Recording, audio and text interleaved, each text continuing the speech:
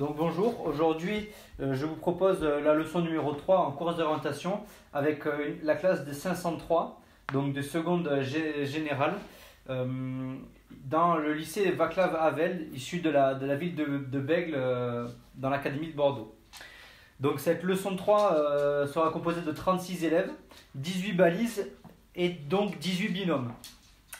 Le projet de PS, notamment l'axe numéro 1 et l'axe 2, invite à utiliser ses ressources à bon escient et de plus assurer sa sécurité et celle des autres. Donc ce sera des axes du projet que nous tenterons de faire vivre tout au long de notre leçon. Rentrons directement dans notre leçon et principalement l'axe de transformation que je vais viser avec ces élèves, qui sera d'amener les élèves à planifier un itinéraire en amont à l'aide de points d'appui pour gagner du temps dans son parcours.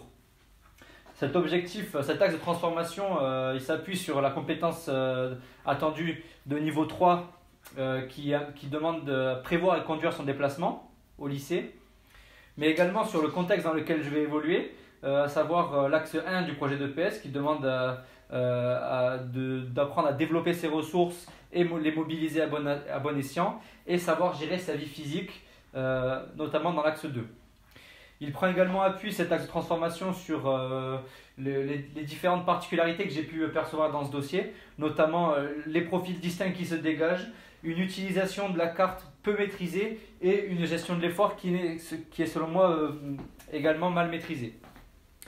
Donc pour justifier l'axe éducatif de mon objectif, à savoir le fait de planifier un itinéraire, j'ai pu voir dans le dossier et dans la vidéo qu'il y avait des élèves qui ne planifiaient pas en amont, ou en tout cas pas de manière efficace. C'est pour ça que je vais essayer de viser des élèves qui mémorisent les points d'appui en avance pour gagner en efficience. On peut voir ici dans la vidéo des élèves qui sont, notamment sur la première vidéo avec la fille au manteau rouge, qui sont fixés sur leur carte, alors bien que le chemin est droit et qu'il n'y a pas d'intersection. On voit en bas à droite ici une élève qui fait demi-tour. Alors elle est rivée sur sa carte également. On la voit courir, déterminée, comme si elle savait où elle allait. Et puis quelques instants après dans la vidéo, elle fait demi-tour. Ici, dans cette capture-là, on peut voir un groupe de filles qui poinçonnent la balise. Donc déjà, elles sont 3. Et en plus, une fois la balise poinçonnée, elles repartent directement sans porter attention à leur carte. Peut-être on peut faire l'hypothèse qu'elles savent exactement où elles vont, mais peut-être qu'on peut également se demander est-ce qu'elles savent réellement où elles vont et est-ce que leur itinéraire est planifié. Donc pour cet axe éducatif, je m'appuie sur l'axe 2 du projet établissement qui nous demande d'accentuer le pôle méthodologique pour la réussite de tous, mais également les compétences méthodologiques et sociales que nous visons au lycée, notamment la 3 qui demande de concevoir et produire des projets d'acquisition et d'entraînement, et la 1, s'engager lucidement dans la pratique, ici à travers la planification d'un itinéraire réfléchi à l'avance. En ce qui concerne mon axe moteur, donc je vais distinguer 2 profils d'élèves qui selon moi ont émergé au regard de la vidéo, mais également au regard du bilan qui a été fait à la leçon numéro 2. Le premier profil, pour moi, ce sont les coureurs. Les coureurs, le premier constat que je peux faire, c'est que la prise d'information est réactive. C'est-à-dire qu'ils vont partir à fond et lorsqu'ils vont percevoir une intersection, en tout cas un élément remarquable, ils vont regarder leur carte. Donc une manière réactive dans la prise d'information qui témoigne également un manque d'anticipation. Des élèves qui n'ont pas prévu à l'avance ce qu'ils allaient rencontrer sur leur circuit. On peut voir notamment dans cette diapositive des élèves qui, arrivés à une intersection, vont ralentir, voire s'arrêter pour prendre l'information. Ici, une perte de temps due à une mauvaise planification de l'itinéraire. Les hypothèses que je peux émettre, c'est peut-être qu'ils ne connaissent pas la légende et que du coup, ils ont repéré sur la carte des éléments, mais qu'ils ne savent pas à quoi ça correspond. Du coup, ils sont obligés d'attendre d'être sur le point sur le terrain pour faire un retour sur leur carte et essayer de comparer le terrain avec la carte.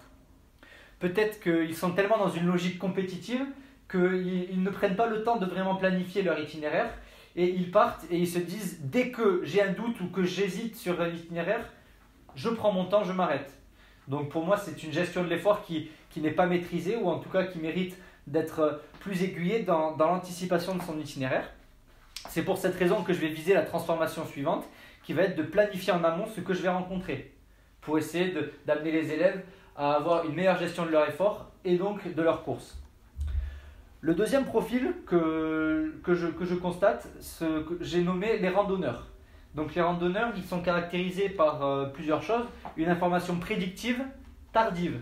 C'est-à-dire que les élèves, notamment l'élève au manteau rouge qu'on peut voir sur cette diapositive-là, elle va être fixée sur sa carte même lorsqu'il n'est pas lieu d'être. C'est-à-dire même lorsqu'elle est sur un chemin, il n'y a pas de balise à proximité et ni d'intersection. Donc c'est typiquement un chemin où elle pourrait gagner du temps en ayant une allure de course.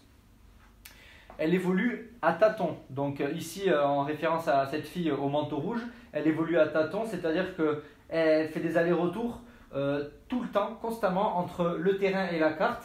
Peut-être que l'hypothèse que je pourrais faire, c'est qu'elle manque de confiance en elle, elle n'est pas sûre de son itinéraire et elle ne prévoit pas le terrain, c'est-à-dire qu'elle ne sait pas ce vers quoi elle se dirige et ce qu'elle est censée rencontrer lors de son itinéraire. La transformation que je vais viser également pour ce profil, ça va être de planifier en amont ce que je vais rencontrer, donc pareil que pour le profil 1. Par contre, j'accentuerai sur différents contenus pour essayer de m'adapter aux difficultés de chacun. Ceci dans un but de gagner du temps, comme je vous le précise dans mon axe de transformation qui se trouvera à chaque fois en bas de mes diapositives. Donc ma démarche pour cette classe, dans ce contexte d'établissement, ça va être d'utiliser les points d'appui et d'attaque pour planifier un itinéraire optimal. Cette démarche n'est pas spécifique à cette séance, mais bien à la séquence d'enseignement. Nous sommes ici à la séance numéro 3. Cet objectif-là, cette démarche va avoir un impact temporel plus lointain, donc c'est un objectif de séquence. Il s'appuie bien évidemment sur la compétence attendue de niveau 1 au lycée qui vise à prévoir et conduire son déplacement en utilisant principalement des lignes de niveau 1. Donc nous nous situons dans cette leçon numéro 3 avec un objectif éducatif en bleu, un objectif moteur en rouge. Je m'appuie sur ce qui a été vu précédemment avec mon collègue, à savoir coopérer dans les déplacements, donc savoir travailler en binôme au niveau méthodologique et social, donc l'axe éducatif de mon objectif de transformation. Et au niveau moteur, travailler avec le pouce, la carte orientée et placée. Donc essayer de travailler en continuité avec ceci, dans le sens où le pop doit être gardé d'une séance à l'autre, car on a vu notamment dans la vidéo qu'il n'était pas maîtrisé par tous. Ce vers quoi je cherche à transformer mes élèves dans cette leçon, ça va être d'anticiper, prévoir un projet de déplacement à court terme. Et au niveau moteur, garder cet apprentissage du pop alimenté d'un travail sur les points d'appui, donc une lecture plus fine de la carte, pour ensuite viser des objectifs à plus long terme, donc aux leçons 4, 5, 6, de coopérer dans un projet itinéraire à long terme, c'est-à-dire être capable de prévoir un itinéraire, savoir quand je peux courir, quand je peux marcher, à quel moment je vais devoir regarder ma carte et planifier un itinéraire plus loin que la prochaine intersection, comme je vais le viser ici. Et au niveau moteur, travailler les points d'appui et les points d'attaque, et c'est peut-être appuyer sur le contenu d'enseignement lié au tourner autour, si je vois qu'il y a des erreurs dans le poinçonnage des cartes, ou le fameux 180 des élèves qui vont à l'opposé de la destination recherchée. Donc ma démarche, comme je l'ai précisé précédemment, elle va s'appuyer sur ce qui a été vu avant, des binômes affinitaires, des balises placées sur des lignes de niveau 1 pour viser la compétence attendue avec cette classe de seconde, mais également certaines, non pas ruptures, mais plutôt évolution, continuité que je vais essayer d'apporter, donc cette plus-value, notamment en amenant les élèves à avoir une carte chacun et non pas une carte sur deux comme il était précisé dans le dossier. Et également essayer de travailler davantage sous pression temporelle, essayer de faire vraiment comprendre à mes élèves, notamment le profil numéro 1, les marcheurs, les randonneurs, pardon, le profil numéro 2, les randonneurs, notamment pour éviter de les faire marcher et essayer de leur faire comprendre qu'on est vraiment dans une course d'orientation. Donc cette bivalence entre orientation certes, mais également course. Essayer d'aller le plus vite possible. Donc rentrons désormais dans ma séance. Elle débutera par une prise en main. Donc après avoir fait l'appel, je ferai un rappel des lignes d'arrêt. On a vu dans le dossier que la carte était entourée, notamment le quart nord-ouest-nord par une route. Il n'est pas précisé dans le dossier que les élèves sont conscients des lignes d'arrêt et de tout le périmètre exploitable et ses limites. C'est pour ça que j'aimerais préciser que le chemin qui borde cette route, donc qui est environ 50 mètres avant la route, il est interdit de le franchir. Ça évitera les élèves de se rapprocher de la route qui est potentiellement dangereuse et qui pour moi est source de danger. Je ferai également un rappel sur le POP, donc bien avoir son pouce, orienter sa carte et le placer. Donc placer son pouce pour être sûr que les élèves ne vont pas partir tête baissée, mais vont bien avoir une analyse réflexive de leur itinéraire en amont.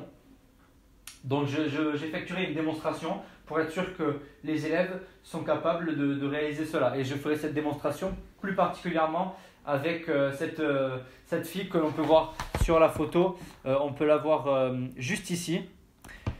On voit qu'une fois avoir poinçonné, elle part directement sans vraiment planifier son itinéraire en amont.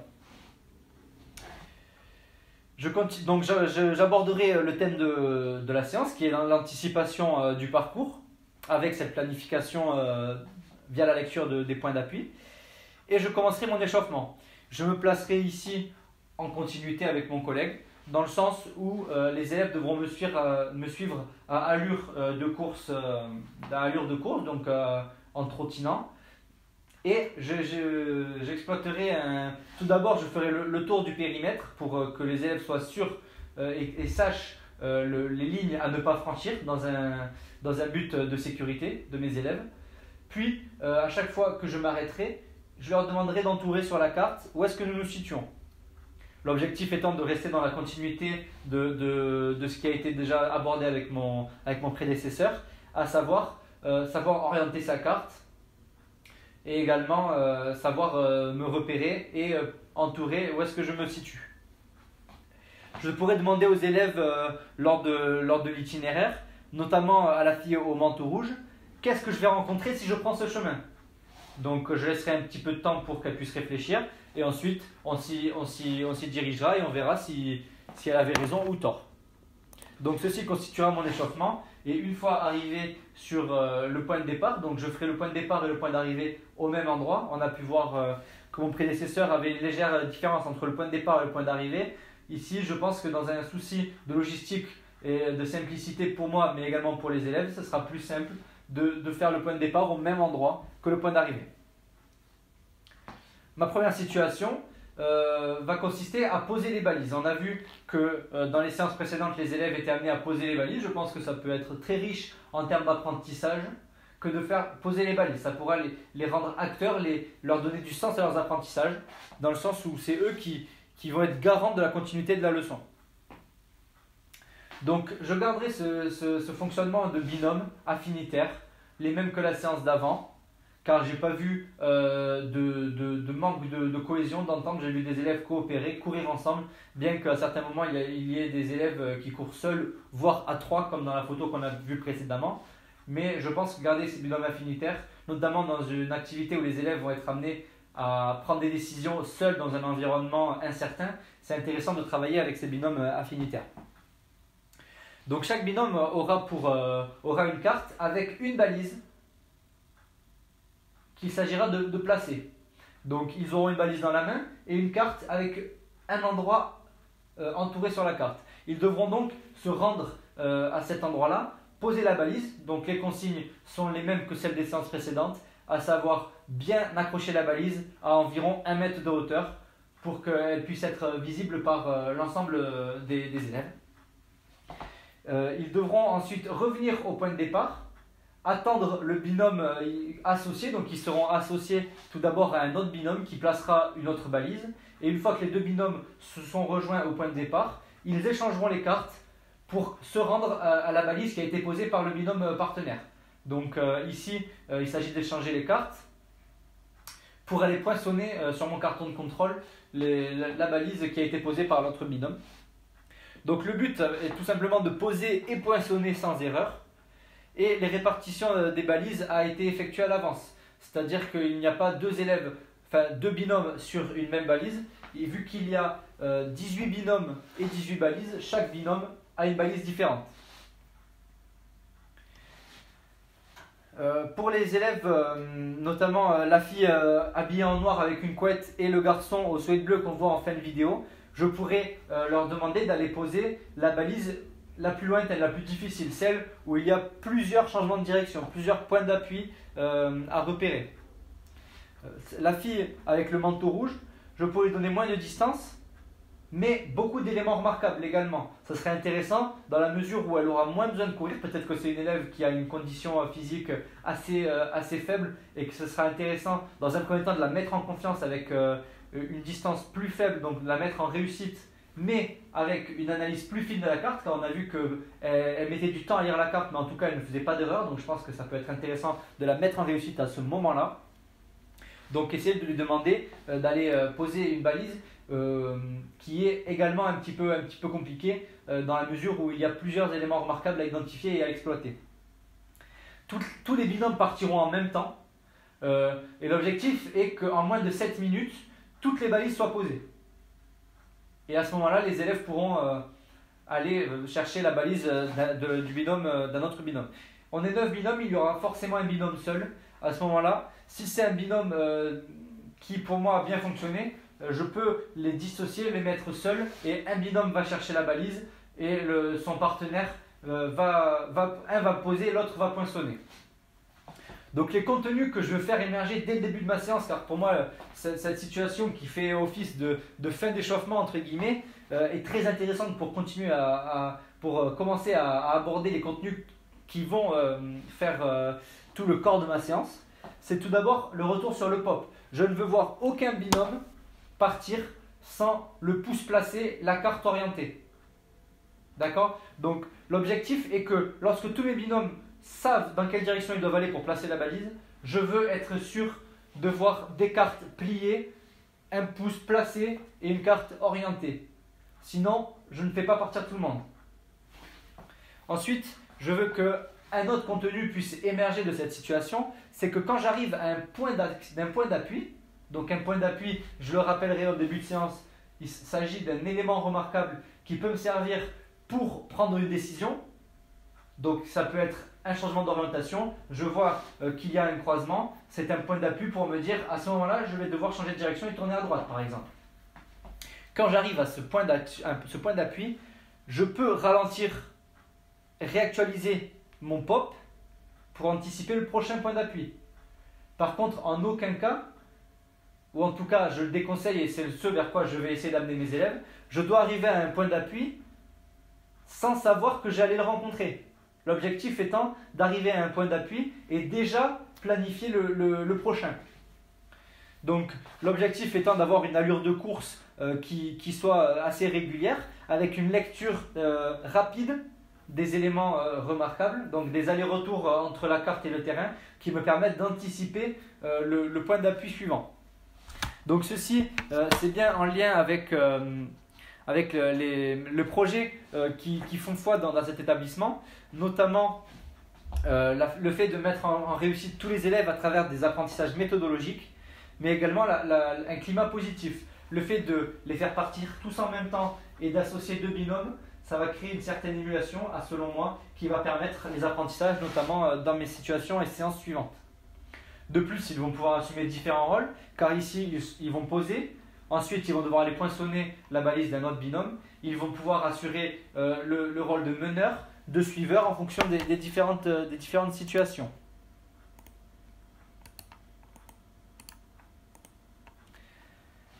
Ceci est également en lien avec ce que j'ai pu voir dans la vidéo. En effet, il y a des élèves, comme je l'ai dit tout à l'heure, qui ont une logique réactive, c'est-à-dire qu'ils arrivent à un élément remarquable, une intersection, un arbre, une construction humaine, et là, ils en déduisent où est-ce qu'ils sont sur la carte. Moi, je ne veux pas qu'ils déduisent où est-ce qu'ils sont sur la carte, je veux que même ils peuvent garder cette logique réactive qui est très intéressante selon moi, qui permet de faire un aller-retour entre l'environnement et la carte.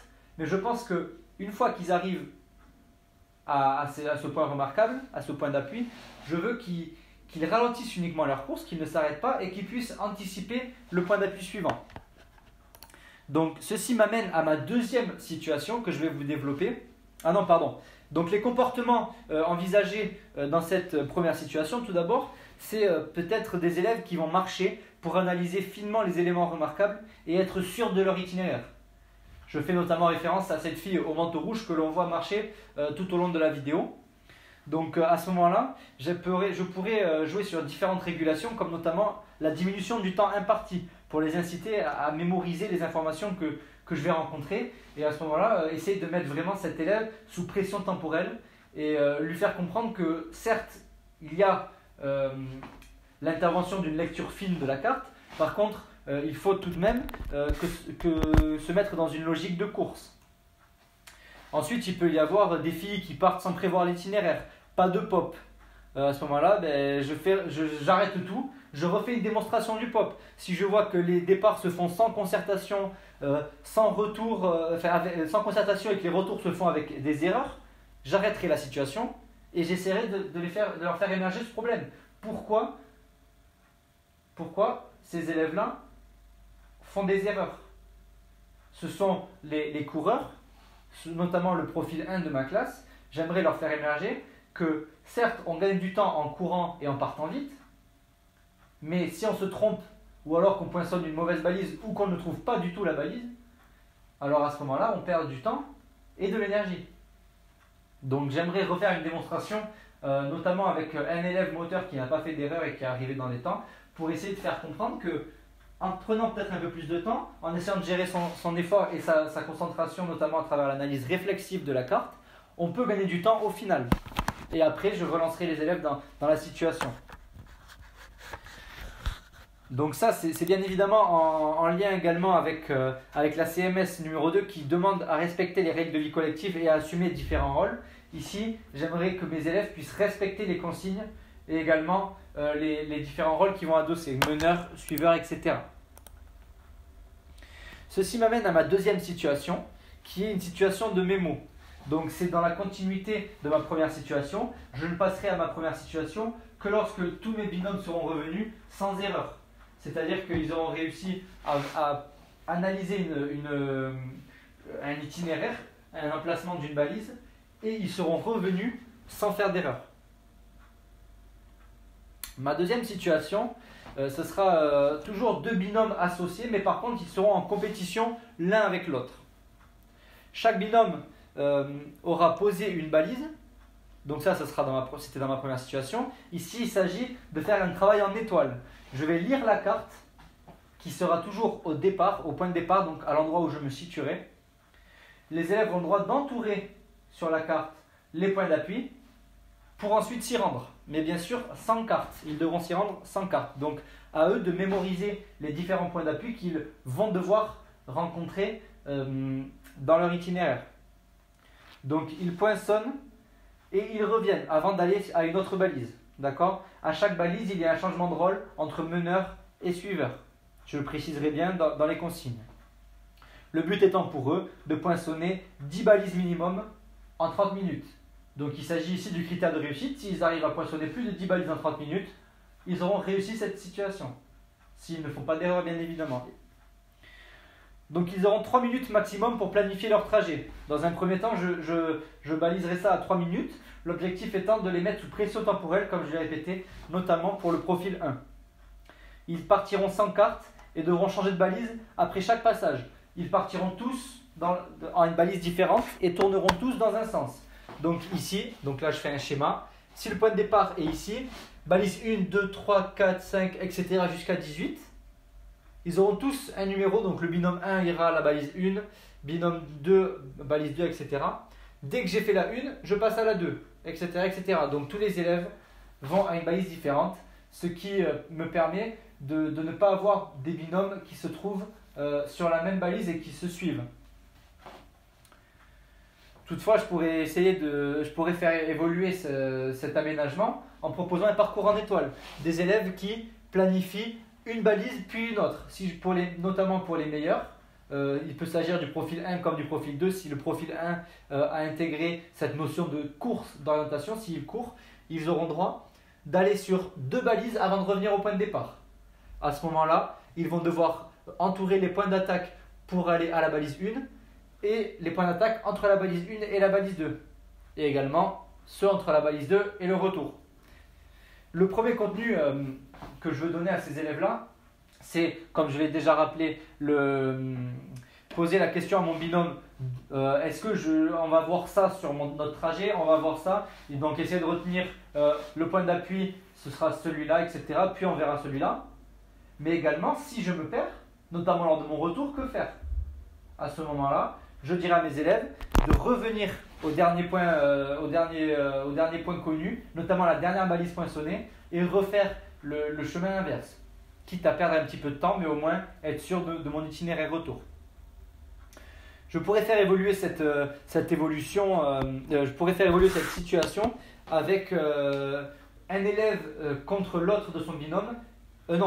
Dans les 2 élèves, je m'excuse, dans les 2 élèves, un guide et un coureur. Un élève qui a pour tâche de regarder et d'analyser la carte, et l'autre qui court.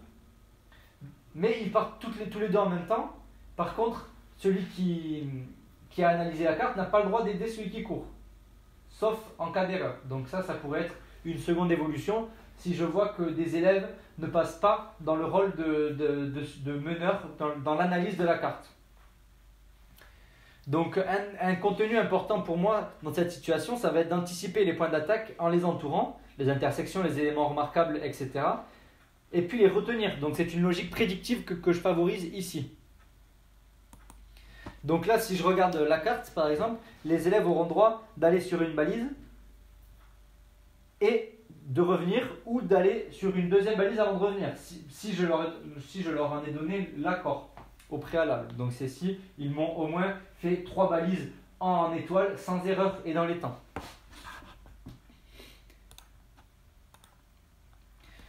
Donc des comportements peuvent émerger dans cette situation, notamment beaucoup de temps pour analyser, plus de 3 minutes. À ce moment-là, ça sera peut-être difficile pour moi de gérer le temps pour tout le monde, sachant qu'ils ne vont pas tous revenir en même temps. Je ne pourrai pas déclencher les chronomètres pour tous les élèves qui arrivent au point de départ et sur la table pour analyser la carte, notamment cette fille au manteau rouge.